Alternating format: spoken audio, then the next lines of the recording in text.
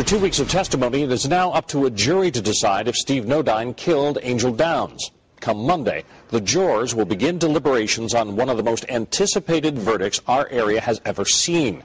Fox 10 News reporter Libby Amos was in the courtroom today in Bay Minette when both sides had their final say. She joins us now live from outside the courthouse with details on what turned out to be some very explosive closing arguments. Libby? That's right. The jury was dismissed today around 5:30 later this afternoon. District Attorney Judy Newcomb and Defense Attorney Dennis Nisley both said they had hoped that the jury would be able to start deliberating this case sooner than Monday. But they said they respect the time of the jurors and also the orders of Judge Parton. But before that jury was dismissed, we did hear closing arguments from the state and defense. Both sides reiterated that they believe the evidence in this case proves, and they pleaded their case to the jurors. District Attorney Judy Newcomb told the jury the evidence shows Angel Downs was happy with her life and ready to move on. She pointed out that Nodine didn't even bother calling Angel when he found out she was dead because she says he didn't care about her. Perhaps the most significant piece of evidence that the state showed the jury again in closing was the statement Angel made to a friend. "If I'm found dead, I didn't kill myself, Stephen Nodine did." The state argued that although Angel may have had suicidal indicators, that doesn't mean she killed herself.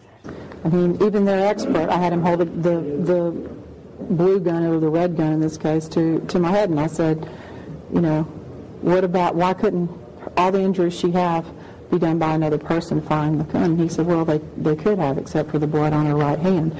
And so I discussed the blood on her right hand, and it's our position that blood is not consistent with her killing herself. The defense then told the jury the night Downs died, she killed herself because the only thing she was living for was the man who was leaving her house and going home to his wife. He said if Nodine had pulled the trigger, gun residue from his hands would have been on his steering wheel and blood would have gotten on his clothes. Nisley also said that Nodine wasn't stalking Angel, but that the two wanted to be together and always had.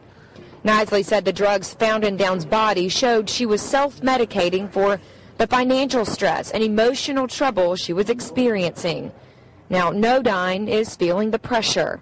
7 months ago, he was county commissioner. Today, he's fighting for his life. For a person who's been through those circumstances, I think he's holding up quite well, but you got to understand, he's lost a loved one, he's lost a family, he's lost a job, he's lost a profession, and now he's fighting for his liberty, so it's a tough place to be in.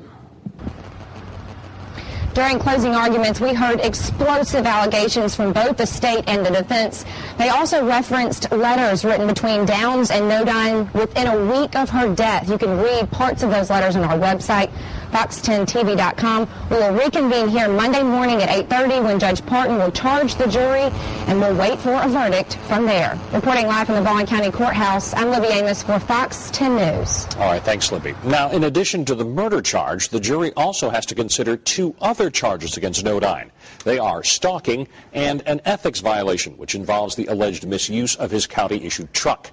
Nodine has already pleaded guilty to a gun charge in a federal court. That's in a separate case.